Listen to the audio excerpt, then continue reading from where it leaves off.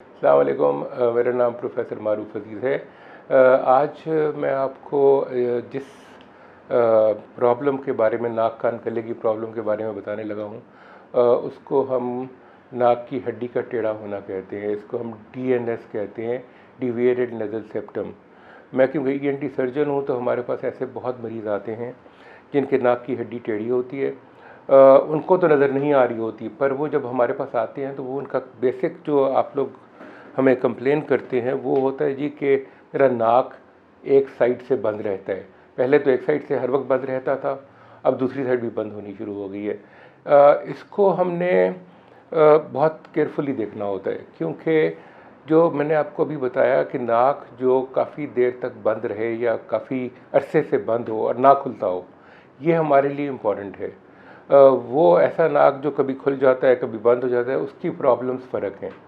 जिन लोगों की नाक की हड्डी टेढ़ी होती है उनकी एक साइड तो परमानेंट उनको उस तरफ से कम सांस आता है या नहीं सांस आता, और फिर जब दूसरी साइड पे गदूद कंपेंसेटरी कहते हैं इसको, वो बड़े हो जाते हैं तो दूसरा साइड भी नाक की बंद होनी शुरू हो जाती है, पर वो परमानेंट नहीं होती, वो कभी खुल जाती है कभी बंद हो जाती है।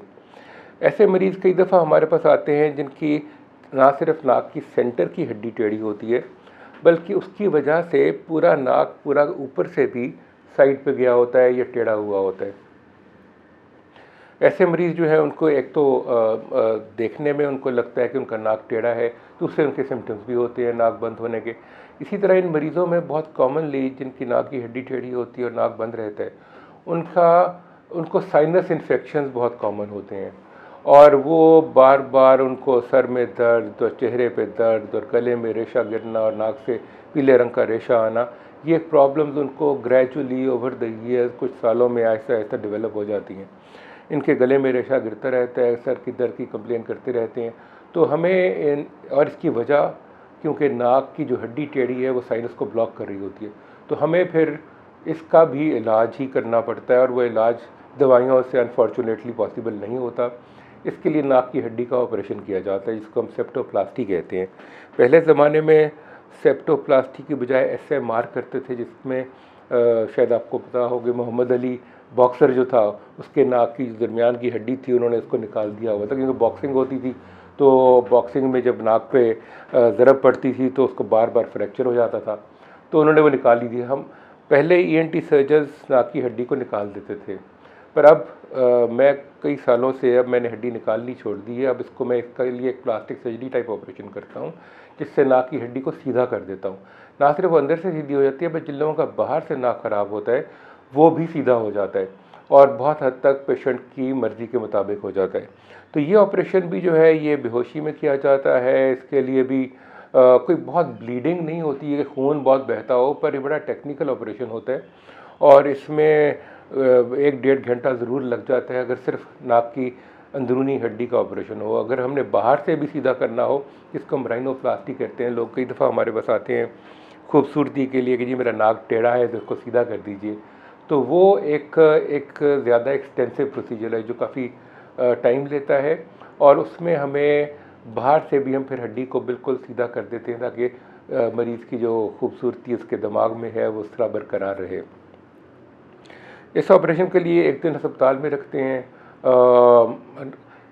पहले ज़माने में तो नाक में बहुत पट्टी रखते थे दोनों साइडों पर, 24 घंटे बाद निकालते थे। कुछ मरीज़ों के लिए बड़ा वो तकलीफ़ दे होता था। अब पिछले कई साल से मैंने नाक में पट्टी बहुत कम रखनी पड़ती है। अगर बहुत ब्लीडिंग हो, मैं इसको यूजुअली बता देता हूँ कि अगर ज़रूरी हुआ तो पट्टी रखूँगा, वरना यूजुअली नहीं रखता। और मरीज़ जो है वो उसके बेहोशी से जो वो बाहर आता है तो वो भी स्मूथ होता है, और पेशेंट जो है वो कंफर्टेबल होता है। यूजुअली अगले दिन घर भेज देता हूँ, और इसमें भी हफ़्ता 2 हफ़्ते लग जाते हैं। नाक में कुछ सोजिश होती है, कुछ स्वेलिंग होती है जो हफ़्ते 2 हफ़्ते में कम होती है। तो ये मरीज़ जो है इनकी अच्छी रिकवरी होती है। और फिर मैं आपको दोबारा बता दूं कि ये ऑपरेशन बार बार नहीं करना पड़ता। बहुत लोगों का ख्याल है कि शायद हड्डी दोबारा ग्रो कर जाती है, ऐसा बिल्कुल भी नहीं है। हड्डी दोबारा ग्रो नहीं करती है, और हड्डी जो है वो एक दफ़ा अगर आपने उसको सीधा कर दिया है तो उसने ग्रेजुअली सीधा ही रहना है, उसने दोबारा ग्रो नहीं करना। तो ये ऑपरेशन बहुत सक्सेसफुल है, जिन्होंने करवाया है वो बहुत खुश हैं। बेचारे कई कई साल तक, क्योंकि नाक बंद रहता है, नाक में कतरे डालते रहते हैं, मुंह से सांस लेते हैं, तो उस वजह से वो जब वो उनका नाक खुलता है तो उनके लिए बहुत अच्छी फीलिंग है। तो ये ऑपरेशन भी हमें ईएनटी सर्जन ही करते हैं। इसके लिए भी हमें पहले हम पूरी तसल्ली कर लेते हैं, मरीज़ की फ़िटनेस देख लेते हैं। आमतौर पे बड़ों में किया जाता है, पर बच्चों में भी मैंने ये बहुत ऑपरेशन किए हैं। मैं हॉस्पिटल में भी और फिर गुजरांवाला मेडिकल कॉलेज में भी ये बच्चों के लिए भी बहुत यूज़फुल है। और जिनका नाक एडिनॉइड्स या नाक की हदूदों के अलावा नाक की हड्डी भी जिन बच्चों की टेढ़ी हो अंदर से, तो उसमें अगर हम ये जल्दी भी ऑपरेशन कर दें, क्योंकि इसमें कोई इसलिए परेशानी नहीं होती क्योंकि हम हड्डी निकालते नहीं हैं, हड्डी को सिर्फ सीधा करते हैं, तो उनकी ग्रोथ में कोई इफ़ेक्ट नहीं होता।